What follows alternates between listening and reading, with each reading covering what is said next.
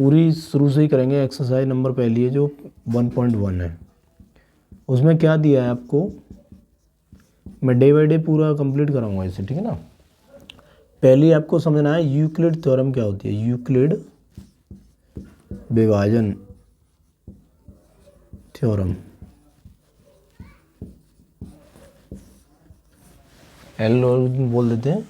इसमें क्या होता है, हमने जो पढ़ा है भाज्य बराबर होता है भाजक गुणा भागफल प्लस शेषफल। इसी को आपको विस्तृत रूप में लिखना, जैसे हम लोग भाग करते हैं ना, जैसे 7 का भाग देना आपको 15 में। 15 को छोड़ो, आपको क्या करते हैं 18 ले लेते हैं, इससे थोड़ा अलग चीज़ निकल आएगी और इससे चेंज कर देते हैं, इसको कर देते हैं हम लोग 8, ठीक है। तो हम क्या करेंगे, ये क्या है, ये भाजक है, जिससे हम भाग देते हैं उसे भाजक कहते हैं, और जिसमें भाग देते हैं उसे भाज्य कहते हैं। जो यहाँ आएगा उसे भागफल, और जो शेष बचेगा, जैसे 8 दूनी 16, तो ये क्या हो गया, ये हो गया भागफल, और जो बचा है यहाँ ये हो गया शेषफल। यूक्लिड थ्योरम में क्या करना है आपको, भाज्य को आगे लेना, यानी 18 बराबर भाजक को यहाँ लेना है, और जितनी बार भाग जाता है भागफल उसे यहाँ लिखना है, प्लस शेष। शेष मतलब 2 बचा, ठीक है ना। ये कॉन्सेप्ट होता है पूरा, आपको ये समझना है। इसके द्वारा हम क्या निकालते हैं, मासा निकालते हैं। अब यहाँ तक समझना। इसके आगे क्या करते हैं, जैसे इसके कहा जाए कि आप बताइए 8 और 18 का मासा क्या होगा, तो मैंने जो अभी किया था उसी को यहाँ दोहरा रहा हूँ। 8 का भाग दिया 18 में, तो 2 बार गया 16, जो बचता है फिर ये क्या बन जाता है, ये शेषफल तो बन जाता है भाजक, और जो पहले भाजक था वो हो जाता है भागफल, वो सॉरी भाज्य।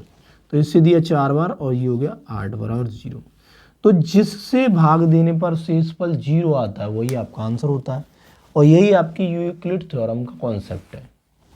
तो अभी आपसे यहाँ पूछेगा तो वही कॉन्सेप्ट हमने क्या लिखा, ये जो है अब क्या हो जाएगा, ये जहाँ भाजक था वो हो जाएगा भाज्य, और जो शेषफल था वो हो जाता है भाजक, और कितनी बार जाता है वो भागफल हो गया, शेषफल आ गया 0। तो जिससे शेषफल आ जाए 0, जिस भाजक से यानी 2 से भाग देने पर आया, तो ये आपका मासा हो जाता है। मासा बराबर आ गया 2। क्लियर है। तो किसी का मासा कैसे निकालते हैं यूक्लिड थ्योरम से, वो ये कॉन्सेप्ट है आपका भाज्य बराबर भाजक गुणा भागफल प्लस शेषफल। अगले स्टेप में क्या हो जाता है, जो भाजक होता है वह भाज्य बन जाता है, और जो शेषफल होता है वो भाजक बन जाता है। जैसे पहला आपका सवाल है 1.1 का पहला है, 135 और 225 का मासा ज्ञात कीजिए। मासा मतलब HCF, हाईएस्ट कॉमन फैक्टर, ठीक है ना। किससे, यूक्लिड विभाजन एल्गोरिथम से, ठीक है ना। तो हम क्या करते हैं, छोटी संख्या से बड़ी संख्या में भाग देते हैं, यानी छोटी संख्या को भाजक बना देते हैं और इसे भाज्य बना देते हैं, ठीक है। लेकिन यहाँ कैसे कॉन्सेप्ट यूक्लिड में होता है, जो भाज्य वो पहले लिख लिया जाता है 225 बराबर भाजक यहाँ आता है 135। अब पहले करके देखेंगे, वो उसी को हम यहाँ लिखेंगे 35 सेकंड 35 0, यहाँ से आएगा 9 बचा। तो अब यहाँ कितनी बार गया उसे यहाँ लिखेंगे 1, और कितना शेष बचा प्लस यहाँ लिख देंगे 90 हो गया, ठीक है। आगे चलते हैं। अब यहाँ क्या हो जाएगा, ये जो शेषफल है वह भाजक बन जाएगा, और ये जो भाजक था वो भाज्य बन जाएगा। तो 90 135, तो एक बार गया 90, फिर बचा 45, ठीक है ना। तो यहाँ लिख देंगे, यहाँ क्या लिखना है हमें, जो भाजक था उसे हम भाज्य बना देंगे, और जो शेषफल है उससे इसमें भाग देंगे, ठीक है। कितनी बार गया, एक बार, प्लस 45 शेष बचा। अब क्या करेंगे, 45 से भाग देंगे किस में, 90 में। तो 2 बार जा रहा है, 2 बार जाने पर 90 यहाँ शेष 0 हो गया, उसी को यहाँ लिखेंगे। अब इसे भाज्य बनाएं, 90 हो गया। अब 45 जो शेषफल था उसको हम क्या कर देंगे, यहाँ पर भाजक के रूप में ले लेंगे गुणा 2 और शेषफल बचा 0। तो मैंने बताया जिससे शेषफल 0 आ जाए, जिससे क्या हो, शेषफल 0 आ जाए, वही आपका आंसर हो जाता है। वही क्या हो जाता है, आंसर हो जाता है। क्लियर है? थोड़ा दिख नहीं रहा था, अब दिख रहा होगा। ठीक है, तो किससे आया 45 से, तो मासा क्या हो गया इसका, मासा हो गया 45 यानी 45। इस तरह हम इस विधि से आपके सवालों को निकालते हैं। तो एक समझ में आ गया होगा, दूसरा वाला निकालते हैं हम लोग।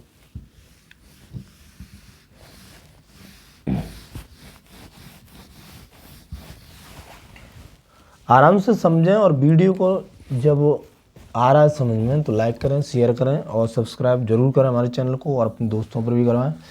एक पहले उसका करा दिया मैंने, चलो दूसरा और करा देता हूँ, फिर उसके बाद अगले उस पर आ जाएंगे। 196 और 38,220 का निकालना है मासा। ठीक है ना? तो हमें क्या करना है, छोटी संख्या से इसे भाजक बनाएंगे और 38,220 को हम भाज्य बनाएंगे। अब यहाँ यूक्लिड थ्योरम में कैसे लिखेंगे, ऐसे लिखा जाएगा बराबर, ये भाज्यों का भाजक 196। पहले करने के लिए हमें तो देखना तो पड़ेगा भाई, करना तो पड़ेगा सवाल को। तो 19 दूनी 38, 2 बार चला जाएगा क्या, नहीं जाएगा, एक ही बार जाएगा। 196 और यहाँ कितना रहेगा 81। ठीक है ना, 2 में से। ठीक है, अब ये उतार लेंगे क्योंकि अभी जा रहा है ना लास्ट शेषफल, इसे नहीं बोलेंगे, शेषफल लास्ट में बोलेंगे। अब हमें क्या करना है, चेक करना है कितनी बार जा रहा है। क्या 9 बार चला जाएगा, देखते हैं। 9 से गुणा करते हैं पूरी संख्या में, 9 6 54, 9 नाम 81 86, 9 1 9 8 17, 9 बार चला गया। चलो ठीक है, 9 17 64, ये बचेगा कितना 8, यह बचेगा 9। ठीक है, अब क्या है हमारा, ये आ गया यहाँ पर 0, यहाँ उतार लो। अब कितनी बार जा सकता है, देखा जाए तो 6 बार चेक कर ले। 9 6 54 ज़्यादा चलाएगा। 196 5 बार चेक करते हैं। 5 6 30, 5 9 45, 46 47 48, 5 5 980। हाँ, कितनी बार गया, हाँ 5 बार, 980। अब यहाँ 0 बचा, तो अब सीधी सी बात है, यहाँ 196 में इतने से गुणा, मतलब इससे इसमें भाग दें तो 195 बार जाता है, प्लस शेषफल 0 बचता है। तो आंसर क्या हो गया, जिससे जा रहा है पहली बार में मैंने बताया 0 शेषफल आया, वो है 196, इसका आंसर हो गया। क्लियर है? नोट कर लो। अगला क्या है, अगला प्रश्न नंबर 2 का करेंगे हम। क्वेश्चन नंबर 2 है, उसमें दिए हुए उन्हें करेंगे। दूसरा इसका है, जैसे 3 अंक है इनका करते हैं, 41 564 तथा 663। इसका हमें क्या करना है, 693 सॉरी, हमें इसका मासा ज्ञात करना है। कौन सी थ्योरम से, यूक्लिड विभाजन एल्गोरिथम से ही ज्ञात करना है। जब आपके पास 3 संख्या हो तो 3 संख्या में क्या कहते हैं, मध्य वाली संख्या ढूंढते हैं, बीच वाली कौन सी है। देखो ये बड़ी संख्या है, ये बीच वाली, ये छोटी है। तो हमें क्या करना है, इस बड़ी वाली में बीच वाली से भाग दे दो, सीधा कॉन्सेप्ट ये है पहले। यानी हमें क्या करना है, 693 को भाज्य बनाना है और इसको लेना भाजक। अब देखते हैं, एक बार जा रहा है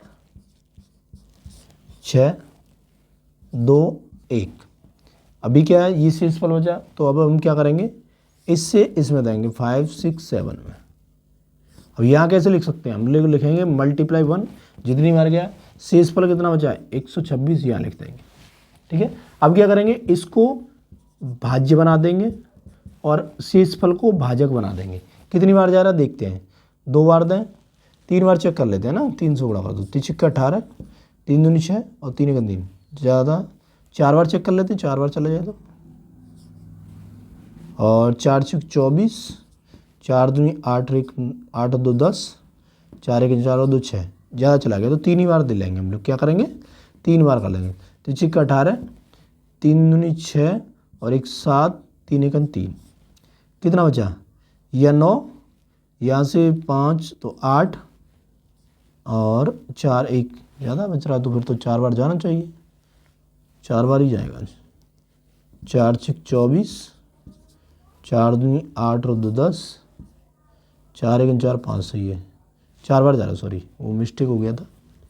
चलो तो 4 यहाँ लिख देंगे, 4 6 24, 4 दूनी 8 और 2 10, 4 1 4 1 5, कितना बचा 3 और यहाँ 6 63। तो यहाँ कितनी बार लिख देंगे 4, ये भागफल आ गया ना, और शेष कितना बचा हमारा 63, ये आपका शेषफल हो गया। अब क्या करेंगे, इससे फिर हम भाज्य बना देंगे भाजक को, और शेषफल को हम भाजक बना देंगे। तो हमें क्या करना है, 63 से भाग देना है 126 में, तो 2 बार सीधा जा रहा है, तो ये क्या हो गया 2 बार जा रहा है, यहाँ लिख देंगे प्लस शेषफल 0। आंसर मैंने बताया था वही होता है, वो भाजक हो जाता है जिससे भाग देने पर शेषफल 0 बचे। तो इसका मासा 63 हो गया। लेकिन अभी क्या है, हमने इन 2 संख्याओं को निकाला, हमारे पास ये भी रह गया। तो ये से ज्ञात करने के बाद फिर हम इसमें डिवाइड देते हैं, ठीक है। तो अब क्या करना है, हमें 63 से एक और में डिवाइड करके देखना है। हम यहाँ कर लेते हैं, किस में 63 का डिवाइड करना है 441 में, ठीक है। तो देखिए 7 से दें, 7 21, 1 हासिल 2, 7 6 42 44, ये पूरा पूरा जा रहा है। इसका मतलब क्या रहा कि हम इससे अब क्या करेंगे, 441 को हम क्या करेंगे भाज्य बनाएंगे और 63 को भाजक बनाएंगे। गुणा कितनी बार गया है 7, प्लस शेषफल 0 बच रहा है। तो दोनों ही कंडीशन में क्या हो रहा है, सेम आंसर आ रहा है कि हाँ 63 से ही संख्या में भाग देने पर 0 आ रहा है। तो हमारा मासा क्या हो गया 63 हो गया। क्लियर है। इस तरह हम 3 संख्याओं का भी निकाल लेते हैं,